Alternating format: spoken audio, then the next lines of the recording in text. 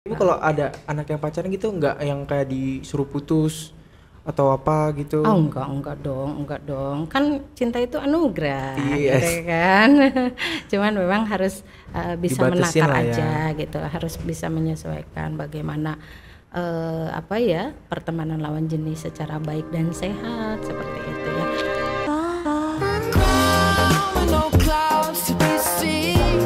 Hai semuanya, kembali lagi di Tales Podcast.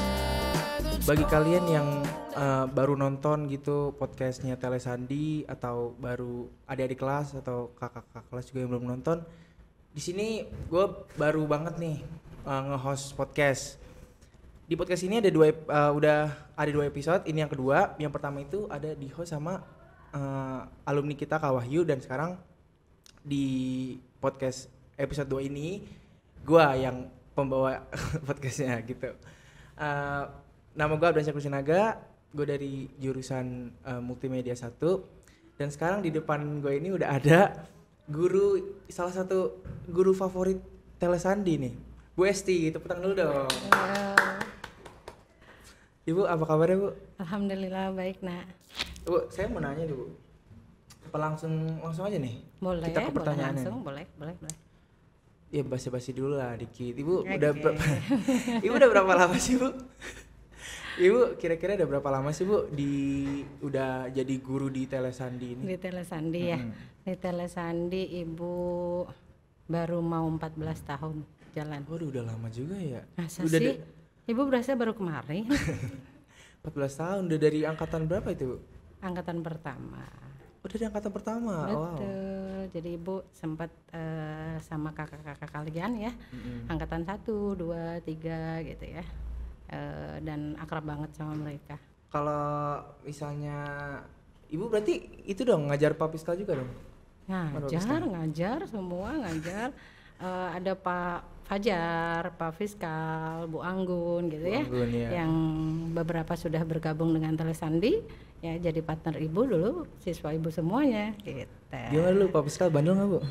Oh baik, semua baik. SMK Telesandi insya Allah anaknya baik-baik gitu ya. Alhamdulillah ya. Kalau pernah kasus. enggak. Kalau kenakalannya mah apa sih ya, masih wajar aja gitu. Oke, Bu, gak usah lama-lama ya, langsung aja ke pertanyaannya gitu. Boleh. Ibu kan yang seperti yang tadi kita bahas, Ibu udah ngajar Papiskal dan guru-guru yang lain juga kan, berarti sudah melalui banyak rintangan lah di Tele Sandi ini gitu, dan sudah melalui beberapa zaman gitu.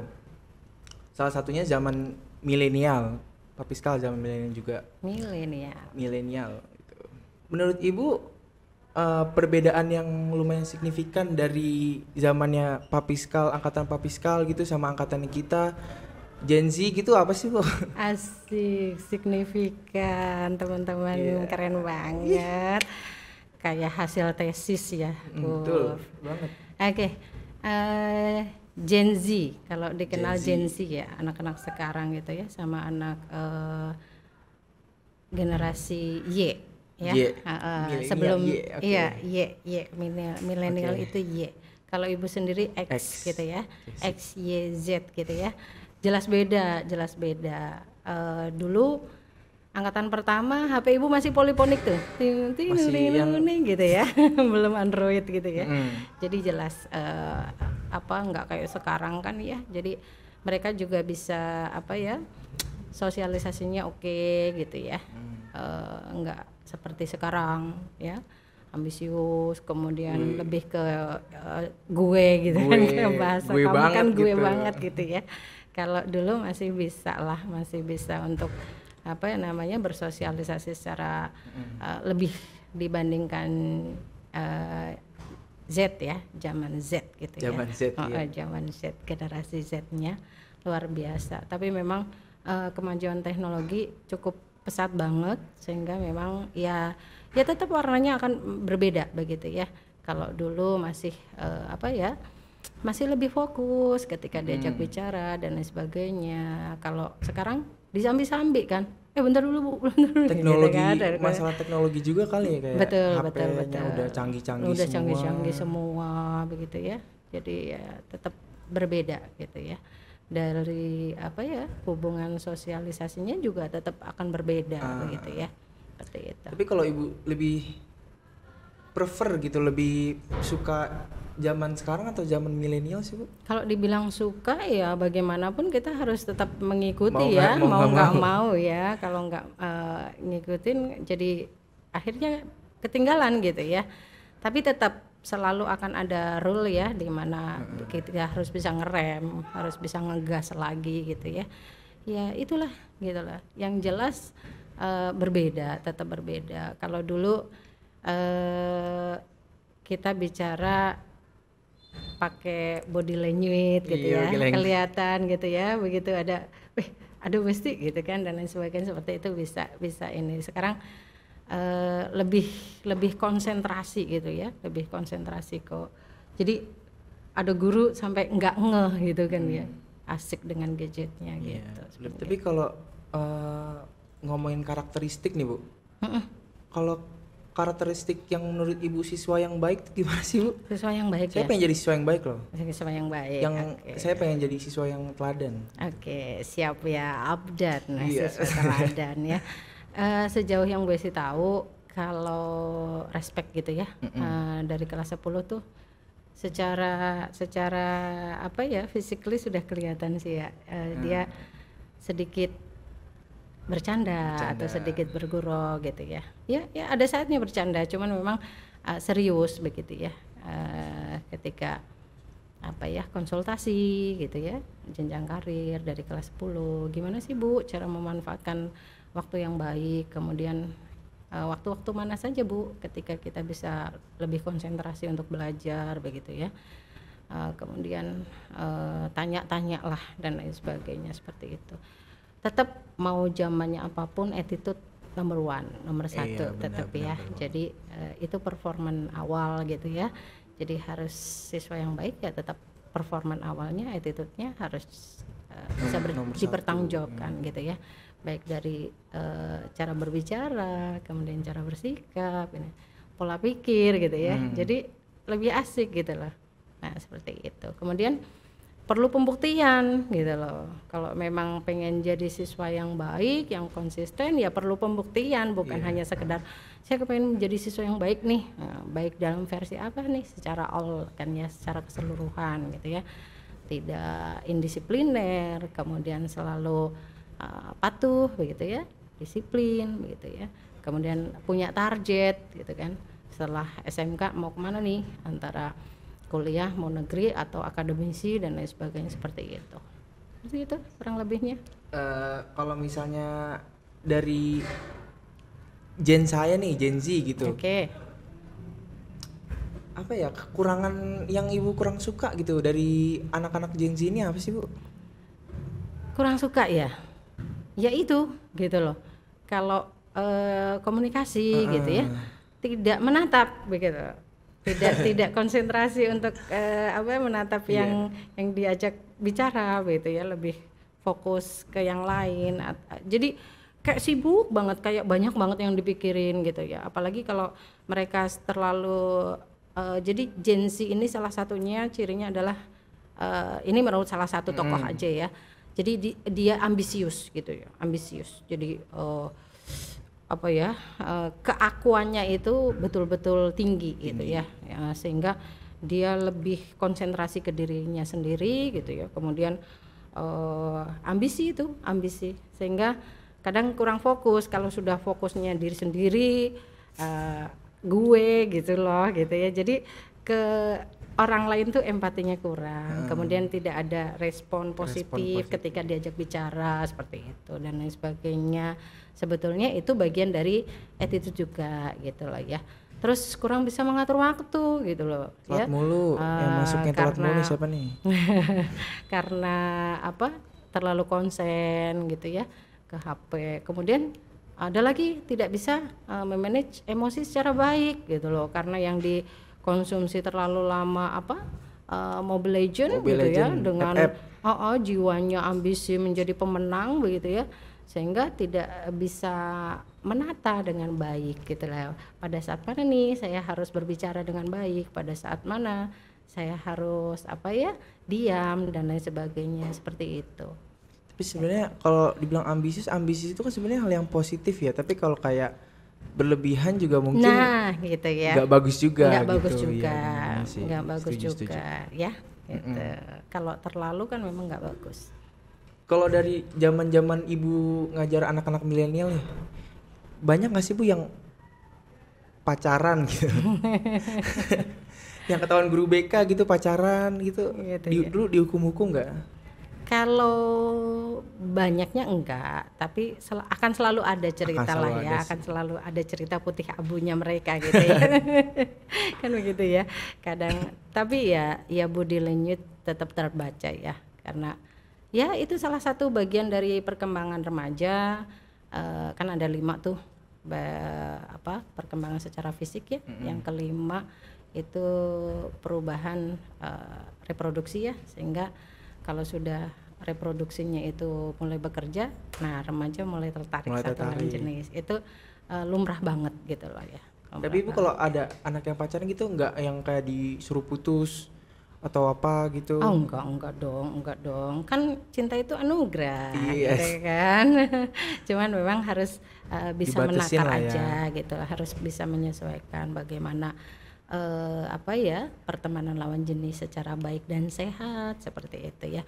Kalau untuk memotivasi, kemudian untuk memberikan mengingatkan hal-hal yang baik, is okay, so far so good gitu loh ya.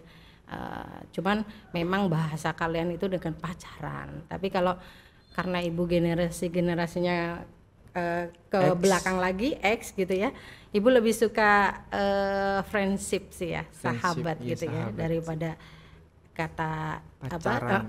gitu ya. Friendship lebih enak aja gitu loh. Jadi tidak tergantung, kemudian tidak nggak ada yang baper. Nah gitu dan lain sebagainya, tidak berlebihan gitu aja, sekedar mengagumi, kagum dia pinter loh, bukan pinter lagi dia cakep gitu. Kayak Abdan ya gitu ya. Amin ya Allah. Kalau karena ibu dari yang ibu bilang tadi dari zaman X gitu ke zaman Gen Z ini, susah nggak sih Bu mengikuti gaya hidupnya? Gaya hidup anak-anak zaman sekarang yang tadi kita bilang teknologinya HP mulu, terus yang gadget apa-apa gadget, berpaku banget gitu. Ibu cara menanggapi hal-hal tersebut itu gimana sih Bu? Kalau sejauh yang ibu tahu ya, sejauh yang ibu tahu, karena mungkin mereka hanya di teknologinya yang benar-benar kepengennya ngalahin nih, misalnya di Mobile Legend gitu ya dan lain sebagainya, tahunya itu, sehingga pada generasi Z ini kurang baca ilmu pengetahuan secara umum gitu loh. Jadi sedih sebenarnya ketika teknologinya keren gitu ya, tapi dia nggak banyak knowledge yang didapat gitu loh ya, seputar teknologi aja gitu loh. Jarang nonton berita mungkin, kemudian pengetahuan umum yang bersifat biasa seperti ya familiar gitu ya, signifikan dan lain sebagainya gitu ya. Kemudian IPK gitu ya, kadang-kadang kelas 12 atau kelas 11 begitu ya, diajak berbicara tentang jenjang karir itu minim sekali. Iya, bingung gitu loh. Jadi itu yang kadang-kadang loh, emang baca apa aja gitu loh. Nah, literasi ya, kaitannya dengan literasi mungkin karena ya itu, kalau generasi Z itu kalau sudah itu suka itu ya itu terus gitu loh. Nunggu bosen setia. Ya itu yang ambisiusnya di situ, tidak bisa membalancekan yang lainnya gitu loh. Misalnya contoh disuruh orang tua, mah nanti tanggung mah ya, dan lain sebagainya seperti itu. Jadinya ya itulah kalian gitu lah. Pastinya ya selalu akan ada plus minus masing-masing ya. Gitu. Tantangan terbesar nih untuk ibu menghadapi anak-anak yang apa ya, bahasanya itu bandel lah, itu gimana sih Bu? Cara ibu menanggapi anak-anak yang susah diatur. Ibu lebih suka yang ngomelin dia atau suruh push up atau suruh apa gitu? Ibu lebih suka cara menanggapi anak-anak yang kurang susah diatur tuh gimana, Bu? Iya.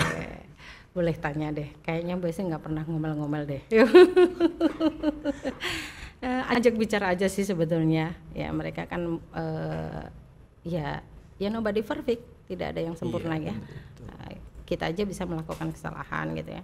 Dan kesalahan biasanya kan pembelajaran ya untuk jadi jauh lebih baik. Sebenarnya seperti itu sih.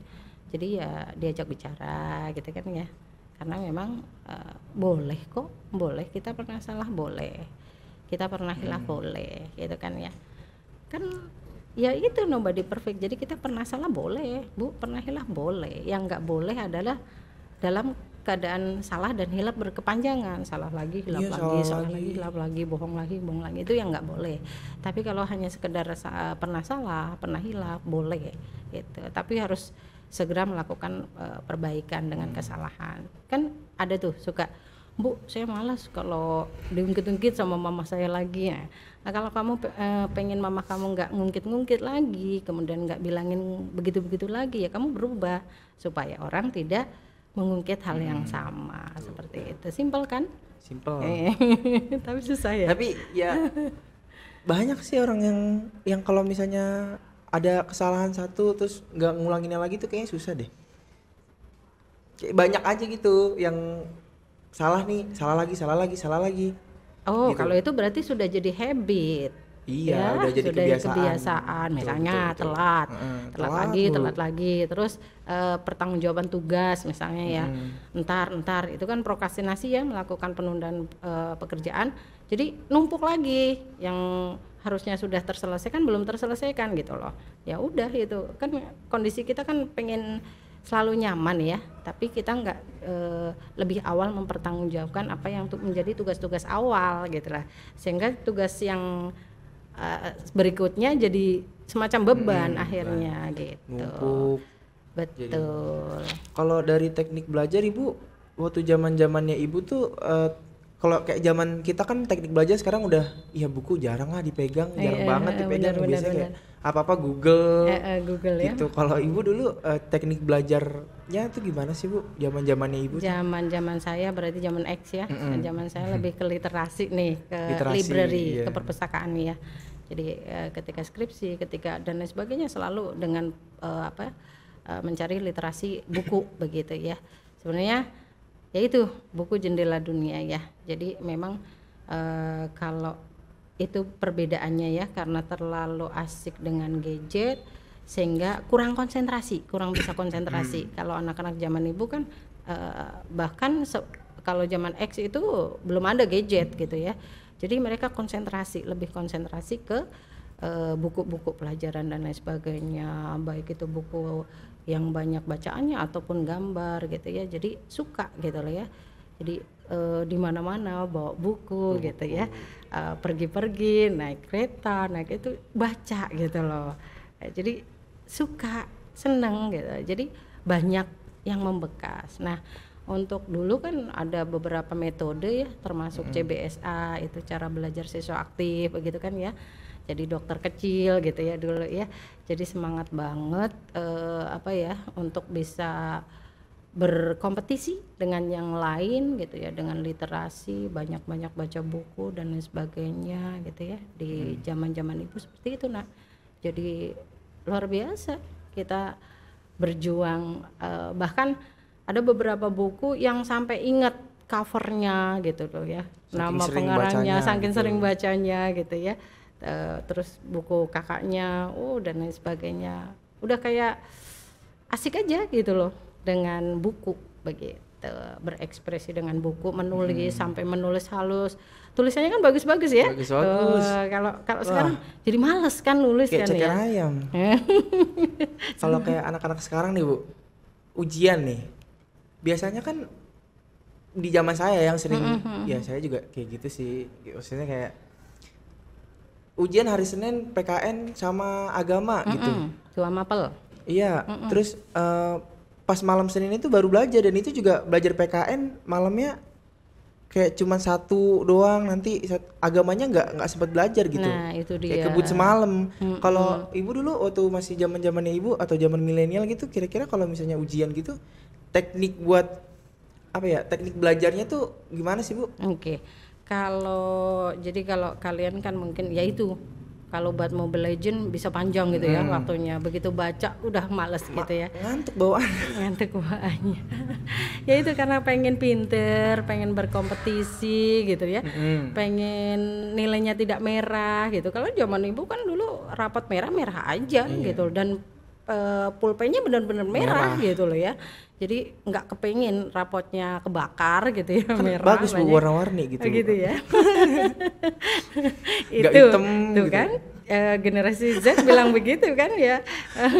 Jadi itu seperti itu nak. Jadi ilmu pengetahuan jendela kita pengen berkompetisi ya, habit aja, jadi kebiasaan kayak menikmati begitu. Kemudian kita tahu persis bahwa memang cara belajar yang bagus, gimana sih seorang itu bisa dikatakan belajar gitu ya. Seseorang belum dikatakan belajar ketika belum nemu dengan pemahaman gitu ya. Jadi tidak hanya menghafal tapi paham. Kalau sudah sampai paham terus mengaplikasikan, itu baru kita disebut namanya belajar. Kita baru disebut belajar ketika sudah melakukan pemahaman dan mengaplikasikan gitu loh. Actionnya seperti apa gitu loh ya. Jadi betul-betul kemudian kita punya trik ya, zamannya BS itu trik pakai jembatan keledai gitu ya. Jembatan keledai. Ya betul. Jadi misalnya struktur kimia nih, kalau zamannya BSD dulu kan ada A1, A2, A3, A4. A1-nya fisika, A2-nya biologi, A3 sosial gitu ya, A4-nya bahasa. Itu masing-masing punya warnanya kayak kalian gitu sih, masing-masing kompetensi gitu ya. RPL jauh lebih pendiam, serius gitu ya karena software.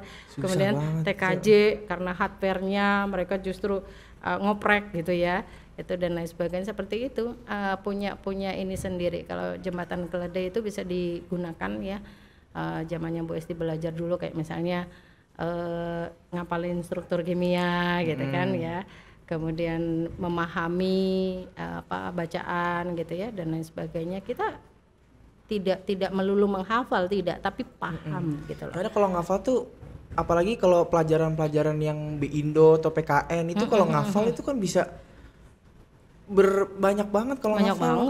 Banyak banget. Hukum adalah, terus bawahnya lagi pasal ini sekian. Nah, kalau di apa tuh kayaknya pusing tapi kalau paham ya. kan Kalau paham enak gitu. Makanya kalau bisa belajar itu melakukan pemahaman. Konsep dasarnya dipelajari dulu. Apa sih sebenarnya kita belajar apa sih? Ini misalnya belajar apa ya? Tentang apa? Misalnya PKN. Majas misalnya. Ya, majas personifikasi, metafora, hiperbola gitu ya. Itu maksudnya seperti apa sih gitu. Sehingga kita bisa menyusun kalimat-kalimat yang baik sesuai yang diinginkan gitu kan ya. Itu seperti itu nak. Ibu kan di Telkom ini jadi guru BK ya Bu ya? Jadi guru BK nih. Suka dukanya jadi guru BK tuh apaan sih Bu? Waduh. Sekarang kan rata-rata orang kalau BK itu mikirnya kayak gurunya yang galak atau gurunya yang suka razia gitu-gitu. Kayak pemikirannya tuh kayak guru BK tuh guru yang kalau nakal ke ruang BK gitu. Gitu ya. Suka dukanya gimana sih? Karena pasti menghadapi banyak banget murid. Dari suka apa dukanya dulu nih? Dukanya dulu deh. Dukanya dulu. Aduh apa ya? Dukanya apa sih ya? Kayaknya mengalir aja, menikmati gitu ya Bu. Kalau udah nikmati kerjaan tuh kayaknya asik aja gitu loh. Jadi mungkin kalau yang tidak faknya mungkin udah dibikin pusing gitu ya. Tiba-tiba kita mau pulang misalnya nih, udah mau pulang ada masalah gitu kan yang harus diselesaikan gitu. Ya udah alamat sampai maghrib sampai isya. Pernah loh itu sering juga seperti itu karena memang harus tuntas ya. Pada momen-momen tertentu sampai harus biasanya udah di rumah tapi ada yang cross check and recheck sampai malam dan lain sebagainya. Ya mau nggak mau ya ya sebenarnya ibadah sih semuanya ya. Jadi yang ngalir aja sih, nggak ada yang membuat bagaimana terus beban gitu, enggak sih, ngalir aja. Lebih banyak sukanya malah. Banyak sukanya. Apa tuh kira-kira? Sukanya banyak banget. Bu Esti bisa dapet ilmu ya, ilmu terus pengalaman lebih-lebih dari pernak-perniknya cerita putih abunya gitu ya. Seru, jadi gitu. Lupa kalau Bu Esti lupa banget. Jadi lupa, benar-benar lupa gitu ya. Taunya tuh asik aja sama kalian, berhubungan sama kalian asik. Nanti keingetnya kalau misalnya ketemu alumni gitu ya, di luar gitu ya, terus alumni bawa anak gitu, loh berarti biasanya udah tua ya. Gitu. Udah punya anak aja gitu. Udah punya anak aja gitu ya. Nah gitu. Tapi biasanya nggak ngerasa gitu loh. Jadi udah ngalir aja gitu, ngalir aja. Kalau selama jadi guru konseling nih, ada nggak sih kayak karakter anak yang memorable gitu, yang ngingetin ibu kayak zaman-zaman dulu gitu, kayak yang curhatnya tuh kayak masalah-masalah, kayak masalahnya masalah ibu waktu ngajar-ngajar milenial gitu. Gitu ya. Ada nggak? Ada sih. Cerita dong. Spill. Ceritanya yang sama gitu ya, yang sama. Oh ya. Gini. Relate. Ada nih, percis nih sama Bu Esti dulu waktu zaman Bu Esti SMA gitu ya. Bu, saya ngerasa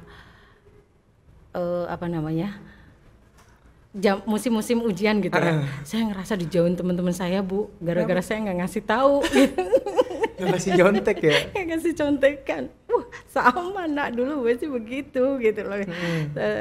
Selalu ada dicuekin gitu, agak dicuekin. Pelit banget gitu ya, dan lain sebagainya, dicolek-colek nggak mau gitu ya, dan lain sebagainya. Sebenarnya itu sama persis gitu ya. Terus tapi ya udah nak, berlalu aja, nanti juga mereka tahu kok gitu ya. Karena memang ya udah punya prinsip aja, kalau kamu merasa kamu benar ya so must go on gitu. Banyak banget yang kayak gitu, yang kayak mentang-mentang pinter nih dicolek nggak mau, ini nggak gitu mau ya. gitu. Itu kejadian salah satu yang saya alami dulu. Iya, padahal kalau misalnya kayak contoh matematika gitu, kita udah ngitung lama, ngitung ini, dia tinggal nyontek doang, kayaknya nyesek juga gitu. Nggak rela gitu ya. Itu dia. Jadi ya bagaimanapun kan kita harus bertanggung jawab ya terhadap apa yang kita kerjakan. Ya mudah, sulit, ya tergantung kamunya, bagaimana usaha kamunya. Yang penting kan prosesnya gitu ya, bukan masalah kita dan lain sebagainya. Kalau nggak tanpa usaha juga kita nggak mau kan gitu ya. Tapi di luar ujian, kalau misalnya di KBM biasa gitu ya, kalau misalnya anak-anak fisika dulu A1 itu memang jarang ke kantin gitu, maksudnya kalau udah misalnya baru mempelajari hukum Newton misalnya ya udah dibahas lagi gitu loh. Tadi gimana yang suka kimia jadi tutorialnya, yang suka fisika dia tutorialnya gitu ya. Begitu. Jadi enggak yang ya itu saat ujian aja, saat ujian dicuekin banget gitu, kayak dimusuhin gitu ya, jatuhnya kayak dimusuhin gitu lah, gara-gara nggak nengok gitu kan. Tapi nggak nengok juga, kesel kan. Gitu. Itu sama itu ceritanya yang bikin saya review ke belakang itu kayak gitu.